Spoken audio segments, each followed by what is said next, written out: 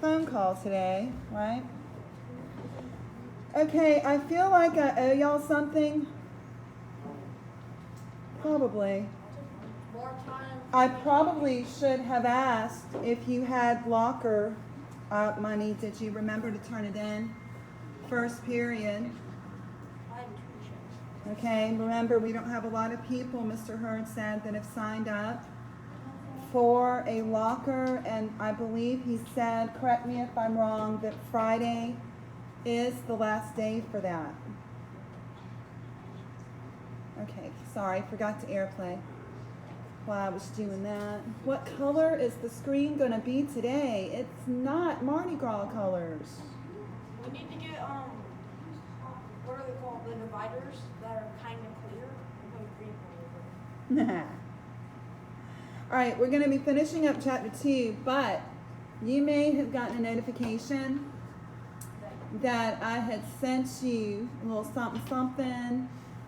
First of all, you know that I'm sending a recording of the class to Shelby, and for me, I just date it. That just makes sense to me to date it. So we have the August 31st class, then we have yesterday's class. Could you believe that was September 1st? That was the one yesterday. Remember with the phone call, I had to send it in 2 parts.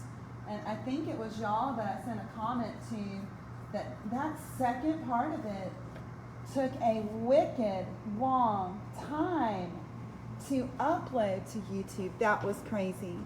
However, do you see where I've sent you some chapter 2 questions? I already did that. Now, I have the chapter 2 questions, once again, correct me if I'm wrong, due on Friday. So I know that we're going to take a look at some speeches on Friday because we want those rough drafts to come in. But these questions are also due. The other thing that's going to be happening on Friday is once we go, and we'll be going over these really before then. Your answers are just kind of due, and we really do them in class. We're avoiding homework. But Friday, we will be ready for chapters 1 and 2 quiz. All right? And my quizzes are much, okay, I can't really talk to my 7th grade about this because, y'all did it a little differently last year. My quizzes for 8th grade, y'all know. Reading quizzes for our novels. Y'all did more novels than the 6th grade did last year. It's multiple choice. Okay? So a chapters 1 and 2 quiz on Friday, and it's multiple choice. Okie doke?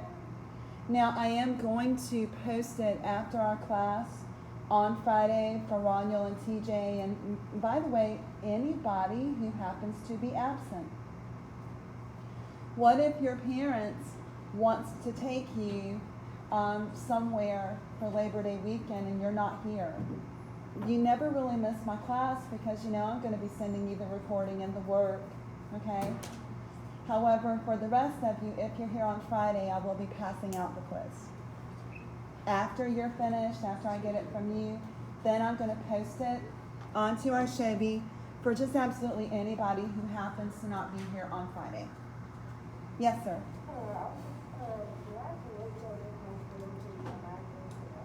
Oh, wait, what? Oh, my goodness gracious. You know what I forgot? Will you do 2 things for me? Can you go the back way to our room, the door's unlocked, and then use the pass to go to the bathroom? When you're coming back, can you bring both of the passes here? I did forget to bring them in. Thank you so much. All right. Okay, so we have some people saying I stopped on 12. I thought 13. Others are telling me 14. What seat? What do you think, Rylan? Oh. Teacher.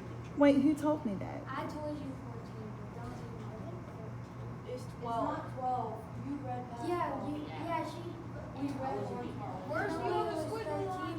12. We read 12 yesterday. I couldn't find the squiggly line on my Shelby on my You might have phone. forgot because 12 was yesterday. Oh, you know what? We were running out of some It's 14. serious. I wrote it down. Thank you. We were running out of some serious time I'll call you. yesterday too. Because she ran. Because she, 14. she read through this Hey, can someone please stop texting the device that's singing, please? He ain't got no clout. He does a Roblox notifications. All right, yeah, someone turn off your Roblox notifications. And personally, ain't no shame if it's Minecraft. And by the way, I can tell what you're doing on your iPad. Lee, I'm looking at your head. TJ said he's coming back. Huh? TJ said he's coming back. Oh, okay. Well, can we stop? Can we tell our friend who's giving us some Roblox or Minecraft notifications that we're busy right now? Okay.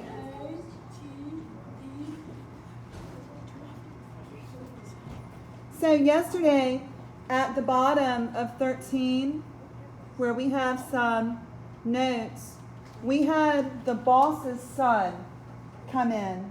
And please, I do hope, for his sake, that Curly is his nickname, because he has a head of tightly curled hair. You know that he's not a worker because he's wearing those slightly high-heeled boots, all right? Now, here's the other deal. Do you see how he kind of, you know, down south we say kind of bucks up to the big man in the room like he wants to take him on? Did you notice how he started paying special attention to Lenny? Okay? So watch this. Curly, with the curly hair, the boss's son, he's a little guy. And yesterday, John Steinbeck used a term, thank you, Boo. I appreciate that. Yesterday, Steinbeck used an adjective to describe him called pugnacious. Now, I have a pug. Let me tell you, that's the Men in Black dog. Yeah. I don't know if I could. Oh yeah, that. Do people? I mean, is that maybe too old? No, that's Let me just go ahead and tell you, y'all weren't raised right if you don't know every single Will Smith movie ever made. And that includes the TV series Fresh Prince of Bel-Air. Like, I don't want to know you if you don't know what I'm talking about. Will Smith is good. Here, oh, yes. Well, here's the deal. When I speak about a dog like a pug, they're a small breed of bulldog, but they think they can take any other dog on. like a corgi. And they don't care, but I'm going with pug with pugnacious. They don't care that dog's size. They're just like, come on, bring it on, German Shepherd. What you got? A bite. Okay? And that is what Curly is like. Curly reminds me of my little pug when he thinks he can take on, you know, another big giant bulldog. Okay? Very pugnacious. So we still have Curly in the room. We have George and Lenny. I would imagine we still have the unnamed right now old Swamper. He's only unnamed right now, the old guy without the right hand. Yeah, that guy. All right, here we go. George said, suppose he don't want to talk. Curly lashed his body around. That's an important verb there. We're going to use some pretty violent, active verbs for Curly. Are the babies now? Okay, because you see I've got a word coming up. By heck, he's got to talk when he's spoke to. What the hell are you getting into it for? We travel together, said George coldly. Oh, so it's that way. George was tense and motionless. Yeah, it's that way. Lenny was looking helplessly to George for instruction. And you won't let the big guy talk. Is that it? Well, he can talk if he wants to tell you anything. He nodded slightly to Lenny. We just come in, said Lenny softly. Curly stared levelly at him. Well, next time, you answer when you're spoke to. He turned toward the door and walked out, and his elbows were still bent out a little. George watched him go, and then he turned back to the Swamper. Say, what the hell's he got on his shoulder? Lenny didn't do nothing to him. Y'all, I don't want you to think that Curly runs around with like something attached to his shoulder. There's a saying, a euphemism, that some people might have a chip on their shoulder. Yeah. They always walk around with a problem. Do you know people like that? It's always a problem. Everything's always difficult. What you want? Yeah, it's never good morning. It's, hey, what do you want? Yes, ma'am. Yes, it's right up here. I'm sorry. And I'll put them right here in case y'all need them. So, my chip on my shoulder and Lenny didn't do nothing to him. All right, here we go. I see some highlighting here. The old man looked cautiously at the door to make sure no one was listening. That's the boss's son, he said quietly. Curly's pretty handy. He done quite a bit in the ring. He's a lightweight and he's handy. I don't know if you know much about boxing, but he's a lightweight boxer, yeah? There's featherweight to heavyweight. He's a lightweight boxer. Well, let him be handy, said George. He don't have to take after Lenny.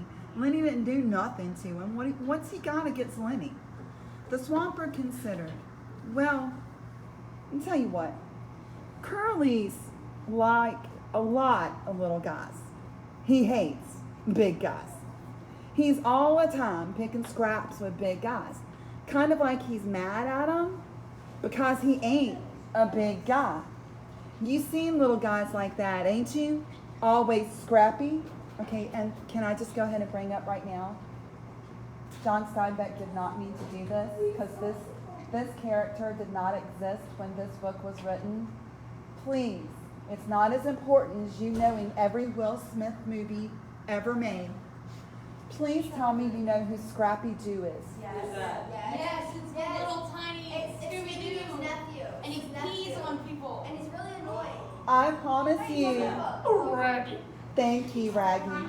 I promise you that my little pugnacious Scrappy Doo did not exist when John Steinbeck wrote Of Mice and Men. But the word Scrappy did. And Scrappy really describes that character for that dog in the cartoon series. Much like Shaggy has the best name to describe him as well. Okay? Have you watched Bad Boys? I watch every Will Smith movie because I know what's up. The Backstreet Kids. Okay, not a Will Smith movie. All right, here we go. Ready? Sure, said George. I've seen plenty tough little guys, but this Curly better not make no mistakes about Lenny. Lenny ain't handy, but this Curly punk is gonna get hurt if he messes around with Lenny. Well, Curly's pretty handy, the Swamper said skeptically. Never did seem right to me. Suppose Curly jumps a big guy and licks him. Well, everybody says what a game guy Curly is. And suppose he does the same thing and gets licked. Well, then everybody says the big guy ought to pick somebody his own size. And maybe they gang up on the big guy. Never did seem right to me. Seems like Curly ain't giving nobody a chance. George was watching the door. He said ominously, and that means you feel like something bad's about to happen. Well, he better watch out for Lenny. Lenny ain't no fighter, but Lenny's strong and quick, and Lenny don't know no rules. He walked to the square table and sat down on one of the boxes. He gathered some of the cards together and shuffled them. The old man sat down on another box. Don't tell Curly I said none of this. He'd slough me. He just don't give a damn. Won't ever get canned, which means fired, 'cause his old man's the boss. George cut the cards and began turning them over, looking at each one and throwing it down in a pile. He said, this guy Curly sounds like a son of a bitch to me. I don't like mean little guys. Well, seems to me like he's worse lately. Boys, I feel like you're just, getting your Minecraft game on over there. Seems like he's worse lately. He got married a couple of weeks ago. Very important for us. Wife lives over in the boss's house. Seems like Curly is cockier than ever since he got married. George grunted. Maybe he's showing off for his wife. The swamper warmed to his gossip. You seen that? Okay, this is where it gets really gross. You ready? You seen that glove on his left hand? Yeah, I seen it. Well, that glove's full of Vaseline. Vaseline? What the hell for? Well, I tell you what, Curly says he's keeping that hand soft for his wife. George studied the cards absorbedly. That's a dirty thing to tell around. Uh-oh, it's a little slow. I broke it. That's a dirty thing to tell around, he said. Well, the old man was reassured. He had drawn a derogatory statement from George. He felt safe now, and he spoke more confidently. Wait till you see Curly's wife. George cut the cards again and put out a solitaire lay, slowly and deliberately. Purdy? He asked casually, which is country for pretty. Hey, got a note there. There's a lot of references in this book about being lonely. Remember, we're in the town of Soledad, and Soledad in Spanish means loneliness. Solitaire, the card game, is a card game that you play alone. Okay. And please let me tell you, when we are finished with this novel, you might want to export this novel to someplace else where you can keep it, because you will be doing this again in high school. And you're going to want these notes. I had to remind a fellow student over the summer when they had To Kill a Mockingbird that I kept Shovey open. My notes were still there. Okay? Sound good? Oh, yeah. Purdy. What? George studied his cards, but what? Well, y'all ready for this? We love this every year. She got the eye. Yeah. Oh, okay. Sorry about that. Yeah.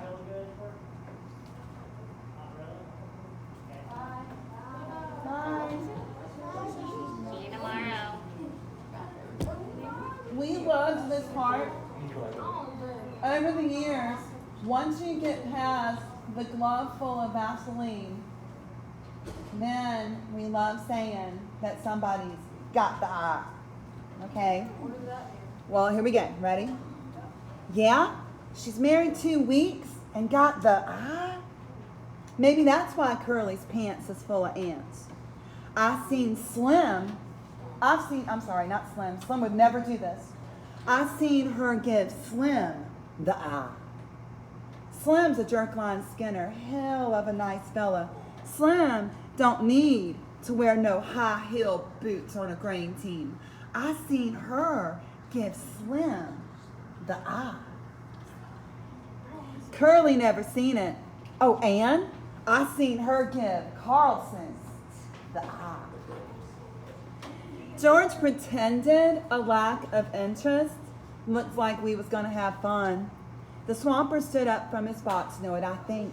George did not answer. Well, I think Curly's married a tart.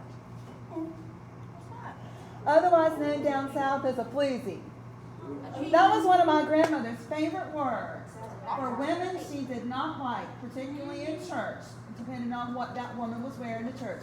Why is she wearing a floozy dress like that? Well, be careful, they might see your ankle.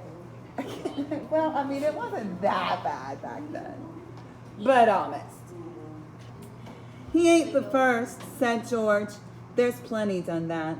And the old man moved toward the door, and his ancient dog lifted his head and peered out, and then got painfully to his feet to follow. I gotta be setting out the wash basins for the guys. The teams will be in before long. You guys gonna buck barley? Yeah. You won't tell Curly nothing I said. Heck no. Well, you look her over, mister. You see if she ain't a tart. He stepped out the door into the brilliant sunshine. You know what I like? It's so cute. I mean, first of all, these guys are cussing up a storm. But it seems like the old swamper that you don't know his name yet, it's like he didn't want to say tart. She's a tart. Yeah? I mean, they just cussing up a storm, but she's a tart. You know what I mean? It's just funny. What's the eye mean? You give somebody the eye, it does mean she's flirting. Right This there. girl, Right there. Curly's wife, who does not have a name ever, she's flirting. She's been married to Curly for what, 2 weeks now? And she's already flirting with other people. That's what he's talking about when she's got the eye. Okay? Dun dun dun. Thank you. George laid down his cards thoughtfully, turned his piles of 3. He built 4 clubs on his ace pile. The sun square was on the floor now, and the flies whipped through it like sparks. A sound of jingling harness and the croak of heavy-laden axles sounded from outside. From the distance came a clear call, "Stable Buck! Ooh, Stable Buck!" And then, where the hell is that gosh darn ninja? It just, it gives magic to a story. Now, I do want to tell you, if we meet him here soon, I don't want to tell you, well, his name is, it's no big deal. His name is Crooks, because remember, he's got the crooked back. This is one of my all-time favorite characters in any book I've ever read. And then when we watch the movie, he is played by a really, really great actor. He happens to be the husband of one of my favorite actresses. She's from South Carolina, Viola Davis. I just cannot wait for you to see him. He does a brilliant performance for what is my favorite character. Really is my favorite character. George stared at his solitaire lay, and then he flounced the cards together and turned around to Lenny. Lenny was lying down on the bunk watching him. "Look, Lenny, this here ain't no setup. I'm scared. You're gonna have trouble with that Curly guy. I seen that kind before. He was kind of feeling you out. He figures he's got you scared, and he's gonna take a sock at you the first chance he gets." I don't know, do you use sock as a euphemism anymore? When you sock somebody, you hit them. Thank you, okay. Didn't know if that was still current, okay? Because I have a son that does, the oldest son does boxing, so we're kind of used to some of these. I mean, they're not all great boxing terms, but, Socks in the other one. don't let that guy sock you. We yell and then I can't look. Okay. Lenny's eyes, bless his heart, were frightened. "I don't want no trouble," he said plaintively. "Don't let him sock me, George." George got up and went over to Lenny's bunk and sat down on it. "I hate that kind of fella," he said. "I seen plenty of 'em. Like the old guy says, Curly don't take no chances. He always wins." He thought for a minute. "If he tangles with you, Lenny, we're going to get the can." Now that's a euphemism, a saying for we're going to get fired. No. Don't make no mistake about that. He's the boss's son. "Look, Lenny, you try to keep away from him, will you? Don't never speak to him. If he comes in here, you move clear to the other side of the room. Will you do that, Lenny?" "I don't want no trouble," Lenny mourned. "I never done nothing to him." "Well, That won't do you no good if Curly wants to plug himself up for a fighter. Just don't have nothing to do with him. Will you remember? Sure, George. I ain't gonna say a word. Well, the sound of the approaching grain teams was louder. Thud of big hooves on a loading page. On hard ground, drag of brakes and the jingle of trace chains. Men were calling back and forth from the teams. George, sitting on the bunk beside Lenny, frowned as he thought. Lenny asked timidly, You ain't mad, George? I ain't mad at you. I'm mad at this here Curly bastard. I hoped we was gonna get a little steak together, maybe $100. His tone grew decisive. You keep away from Curly, Lenny. Sure I will, George. I won't say a word. Don't you let him pull you in. But if that son of a bitch socks you, you let him have it. Let him have what, George? Never mind. I'll tell you when. I hate that kind of guy. Look, Lenny, if you get in any trouble, you remember what I told you to do? Lenny raised up on his elbow, his face contorted, bless him, with thought. Then his eyes moved sadly to George's face. Oh, if I get in any trouble, you ain't gonna let me tend the rabbits. That's not what I meant. You remember where we slept last night? Down by the river? Oh yeah, I remember. Oh sure, I remember. I go there and hide in the brush. Hide till I come for you. Don't let nobody see you.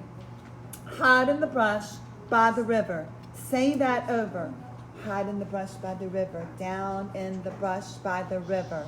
If you get in trouble. If I get in trouble. A brake screeched outside. A call came. Stable Buck, go Stable Buck. George said, say it over to yourself, Lenny, so you won't forget it. Both men glanced up, for the rectangle of sunshine in the doorway was cut off. You ready for this? A girl was standing there looking in. She had full, rouged lips. Lipstick back in the day used to be in powder form. You mix the powder with the Vaseline, put it on. And wide-spaced eyes, heavily made up, which means, yo, this girl is wearing tons of makeup. Her fingernails were red. From blood. No. Yes. That's what a tart or a floozy would do. You listen, when I was growing up even, remember my grandma who would not use the word tart but would use floozy? No woman would ever be caught with red fingernails at church. Look at that floozy. Do you see her fingernails? They're red. Isn't it just so funny? I mean, you know how it was back then. What if they've just been feeding a bunch of... No, look at her fingers. We're going to talk about you. We're going to talk about you. Her hair hung in little rolled clusters like sausages. Girls, you know when you try to roll your hair to get those kind of sausage curls for a ballet or something? I love those. They're still like that. She hasn't shaken it out yet. She wore a cotton house dress and the most fabulous shoes in the world, red mules. Ladies, red mules are little pumps. They're sandals with a little heel, so the back's out, but where they go across your toes to hold them on, like as in a sandal, there are feathers. They are everything. They're awesome. So, isn't it great? It's hot, right? On the insteps of which were little bouquets of red ostrich feathers. Wait, now I gotta do my Curly's wife voice. I'm looking for Curly, she said. Her voice had a nasal, brittle quality. George looked away from her and then back. He was in here a minute ago, but he went. Oh. She put her hands behind her back and leaned against the door frame, so that her body was thrown forward. You're the new fellas that just come, ain't ya? Yeah. Lenny's eyes moved down over her body, and though she did not seem to be looking at Lenny, she bridled a little. She looked at her fingernails. Sometimes Curly's in here, she explained. I don't know why, but whenever I read for her, I have to play with my hair. I don't know why. Like I want to, yeah, okay. George said brusquely, well, he ain't now. Well, if he ain't, I guess I better look someplace else, she said playfully.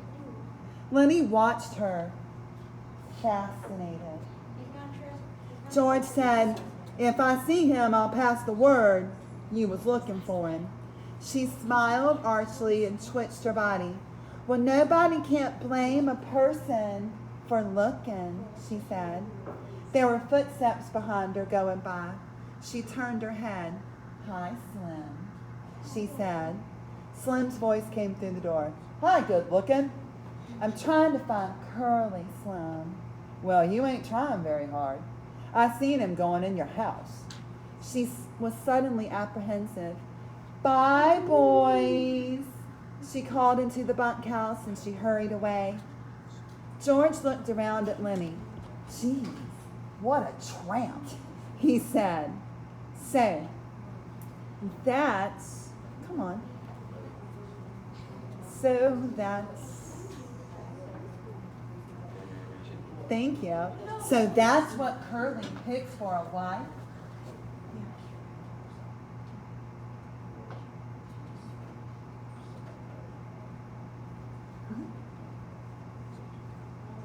Okay.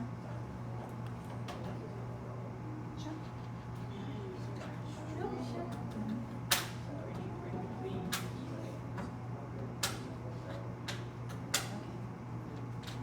I am with the others.